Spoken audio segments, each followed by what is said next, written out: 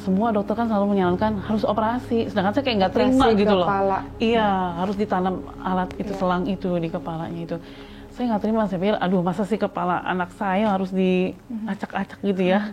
Apa nggak ada ini lain dok, solusi lain gitu loh, ditahan dulu, kita lihat perkembangan, kata dokter ya. Jadi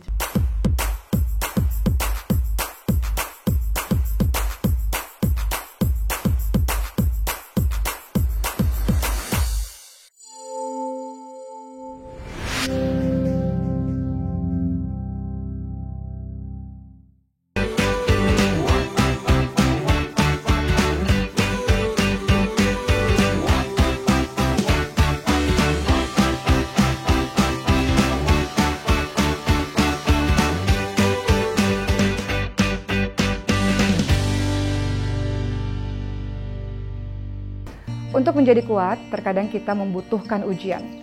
Untuk menjadi ikhlas, terkadang terlebih dahulu kita merasakan amarah dan sesal pada diri. Karena rasa takut dan rasa khawatir kita terkadang lebih besar. Namun, seiring perjalanan waktu, jangan sampai patah semangat. Karena hidup tidak selalu tentang tangis. Akan tetapi ada tawa yang menanti di kemudian hari. Kuatkan hati, kita adalah makhluk terbaik yang Allah ciptakan. Percayalah. Allah tidak pernah lalai, melainkan selalu ada di setiap doa yang kita panjatkan. Sahabat Uma sekalian, alhamdulillah hari ini kita bertemu lagi dalam Rumah Cerita Uma. Hari ini kita sudah kehadiran Teteh Khadijah. Assalamualaikum Teteh. Waalaikumsalam. Tadi ditanya sama Uma Oki, mau dipanggil apa nih? Kakak, adik? Oh ternyata Teteh, ternyata punya adik dong kalau dipanggil Teteh. Ya. Oh, mau punya adik. Amin.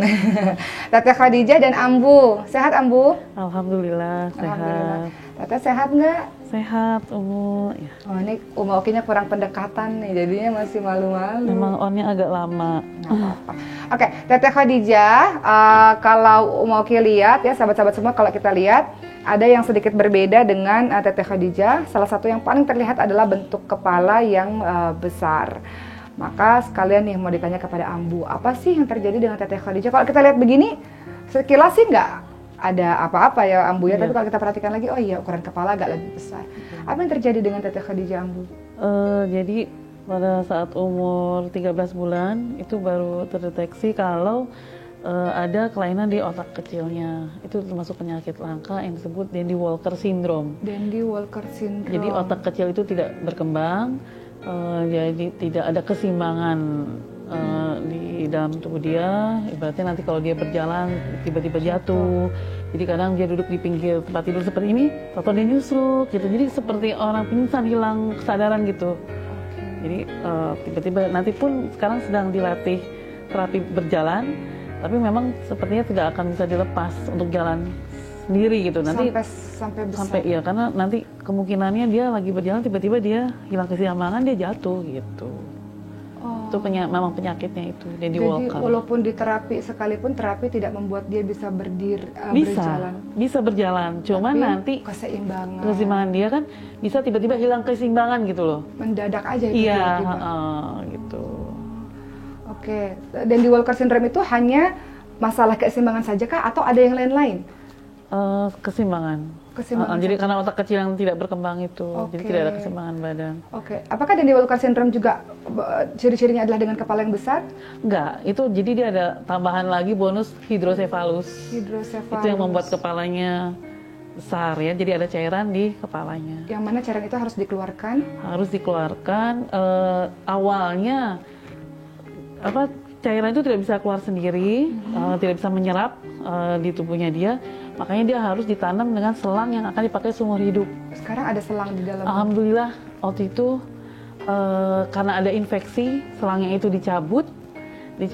Setelah udah selesai luka-lukanya kering, dioperasi lagi, mau dioperasi untuk ditanam kembali kan selangnya itu.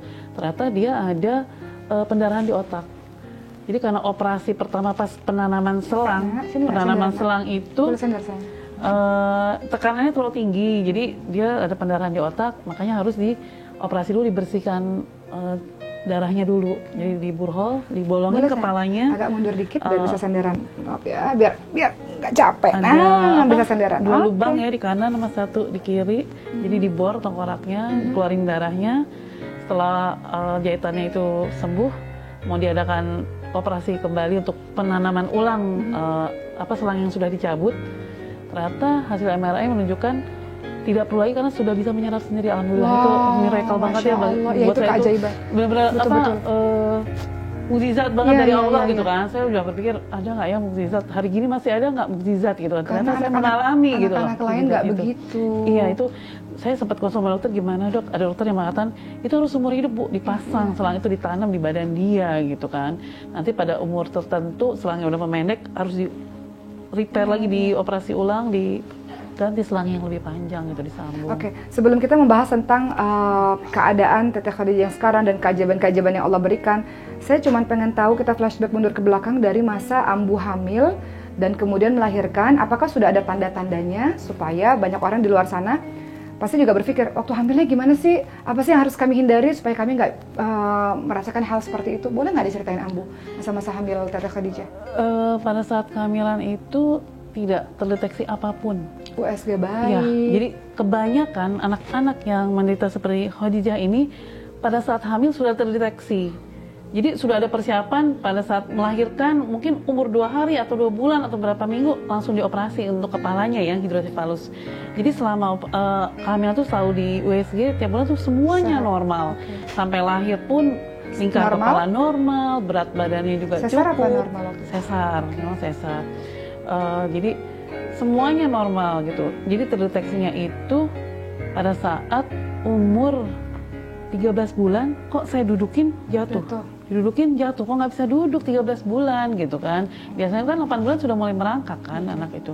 Ini dudukin jatuh, padahal dari awal itu 4 bulan dia sudah bisa tengkurap, normal, semuanya normal. Begitu 13 bulan aja kok nggak bisa duduk. Begitu saya MRI di RSCM, ternyata cairan itu sudah banyak di kepala itu.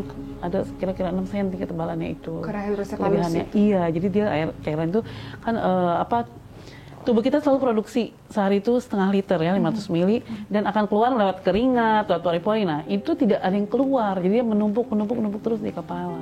Jadi pada umur 11 bulan memang agak besar, tapi masih batas normal. Begitu 13, 14 kok cepet gitu loh, bertambah besar kepalanya. Iya, bertambah terus sampai waktu itu 48 cm ya. Padahal ini kalian berapa nih? Sekarang udah 60. Sedangkan kalau untuk kita aja kan 52, 54 rata-rata ya orang dewasa itu. Dia udah 60. Oke, jadi ketika menyadari bahwa anak ini tidak memiliki keseimbangan ketika duduk jatuh, akhirnya Ambu bawa ke rumah sakit lah, periksalah ke dokter anak. Apa yang dokter anak katakan pada saat itu? Dirujuk untuk MRI. MRI otak barulah ketemu cairan-cairan itu. Sampai akhirnya tegak diagnosa bahwa oh ini Dandy Walker syndrome. Itu kapan, Ambu? Umur 13 bulan. Pada saat MRI itu kan hasilnya kan hanya 5 hari apa itu kan keluar. Langsung keluar hasilnya, nama sindromnya? Iya, langsung. Sama hidrosefalus. Kadang-kadang kan agak susah ya sahabat-sahabat Uma semua, termasuk saya, Ambu. Kita harus kirim darah anak kita kemana dulu, ke negara mana, dicek ini itu baru deh keluar tegak diagnosa. Tapi kalau Dandy Walker syndrome ini langsung ya. Oke, pertama kali mendengar anaknya Ambu Dandy Walker syndrome, pasti Ambu langsung browsing pada saat itu. Apa yang terjadi pada Ambu pada saat Ambu browsing, Ambu lihat? Biasanya kan kalau kita lihat Google itu memberitahu yang paling buruk ya, informasi yang paling buruk gitu. Apa yang terjadi pada Ambu pada saat itu? Ketika Ambu Dandy Walker syndrome, Ambu browsing dan Ambu lihat ternyata begini loh anak ini, begini anak ini. Ya, saya hanya karena ketawam juga ya tentang penyakit gitu kan. Saya cuma konsultasi aja ke beberapa dokter gitu. Saya kejar dokter Samsul di rumah sakit. Terus tanya konsul lagi dokter lain, gimana untuk mengatasinya. Semua dokter kan selalu menyarankan harus operasi, sedangkan saya kayak nggak terima gitu loh. Iya, harus ditanam alat itu, selang itu di kepalanya itu. Saya nggak terima, saya pikir, aduh masa sih kepala anak saya harus diacak-acak gitu ya. Apa nggak ada ini lain dok, solusi lain gitu loh, ditahan dulu, kita lihat perkembangan, kata dokter ya lebih cepat lebih baik itu Bu, keputusan untuk operasi gitu. Ya dengan berat hati, saya akhirnya merelakan anak saya dioperasi ya, pada saat umur 20 bulan. 20 bulan. Iya, 20 bulan. Pasang selang untuk mengambil cairan. Pasang selang, iya. Oke. Kemudian akhirnya sekarang Teteh Khadijah terus bertumbuh. Teteh Khadijah masuk sekolah. Ikut PAUD. Dari umur 3 Biasa. tahun udah saya ikutkan PAUD. Artinya sekolah biasa, Umum, ya PAUD. bukan Yang SLB. bukan. Karena secara kognitifnya berkembang seperti anak biasa kah atau mengalami kemunduran? Atau bukan, atau mengalami kelambatan? Lambat sih memang. Lambat. Cuma saya waktu itu cuma prinsip saya dia harus bisa bersosialisasi Iya. gitu loh. Saya mau anak saya jangan sampai dia minder gitu dengan dirinya sendiri gitu kan. Terus dia harus bisa maju, bisa tumbuh, bisa berkembang seperti anak-anak lain. Saya berharap tetap anak saya bisa normal seperti anak lainnya gitu, anak normal lainnya. Di doa saya selalu minta sama Allah, anak saya bisa seperti anak normal lainnya gitu aja. Ini cantik nih, kalau diajak ngomong juga ngerti kok. Iya. Sekarang Teteh Khadijah umurnya berapa? Mohon maaf Ambu. Juli nanti 7 tahun 7 tahun dan sekolah kelas? di PAUD. Oke, umur 7 tahun sekolahnya di Ya, PAUD. PAUD Hasanah. Nah, kadang-kadang memang di usia sekian memang dia seperti anak dalam usia yang lebih rendah gitu ya Ambu ya. Oke, tapi sama teman-temannya di PAUD?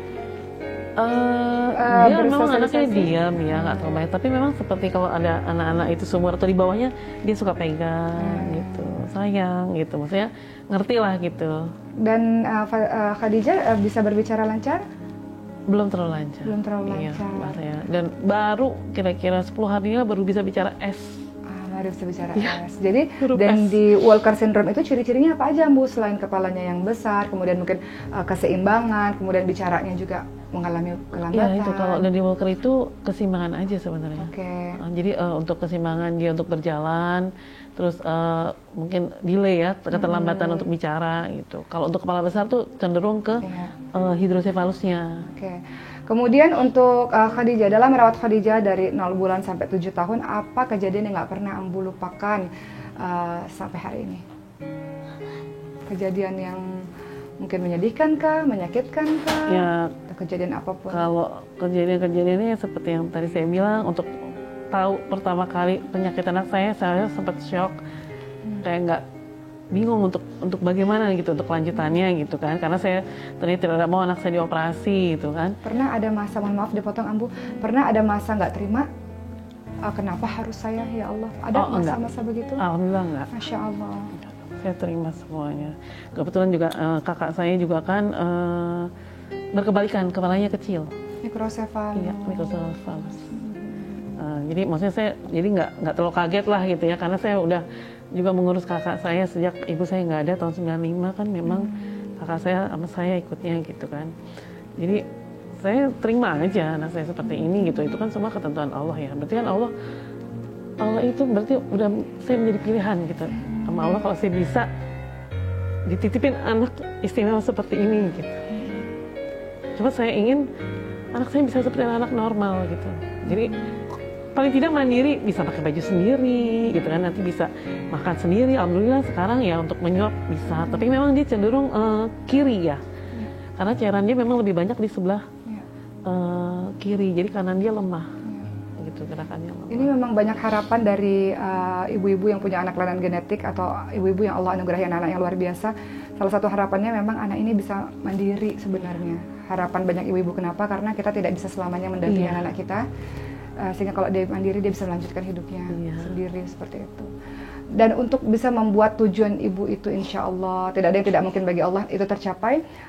Saat ini pengobatan-pengobatan untuk Khadijah ini apa saja? Kalau untuk saat ini terapi untuk berjalan, karena dari rumah sakit pun tidak ada obat tertentu yang harus diminum. Alhamdulillah untuk anak-anak seperti Khadijah ini termasuk yang tidak pernah kejang. Dan di Walker syndrome itu ada kejang. Suka ada kejang. Nah ini kalau kejang ini seperti yang kita tahu, kalau dia kejang akan kembali lagi dari awal lagi perjuangannya ya. Ada yang seperti itu, ada juga yang memang enggak, itu memang ditakutkan akan mundur biasanya kalau kejang. Alhamdulillah tidak pernah kejang.